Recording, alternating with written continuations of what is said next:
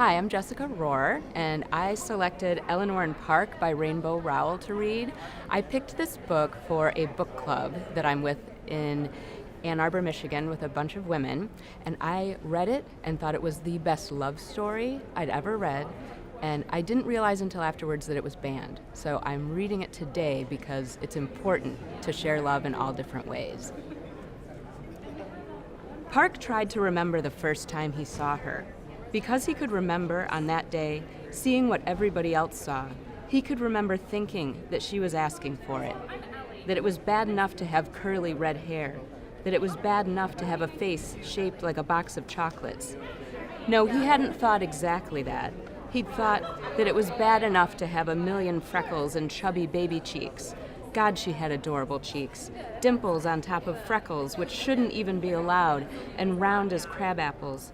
It was kind of amazing that more people didn't try to pinch her cheeks. His grandma was definitely going to pinch her when they met. But Park hadn't thought that either. The first time he saw Eleanor on the bus, he remembered thinking that it was bad enough that she looked the way she did. Did she have to dress like that and act like that? Did she have to try so hard to be different? He remembered feeling embarrassed for her, and now he felt the fight rising up in his throat whenever he thought of people making fun of her. When he thought of someone writing that ugly thing on her book, it made him feel like Bill Bixby just before he turned into the Hulk.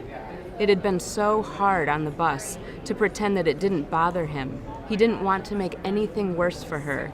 He'd put his hands in his pockets and pressed them into fists and held them that way all morning long. All morning long he'd wanted to punch something or kick something.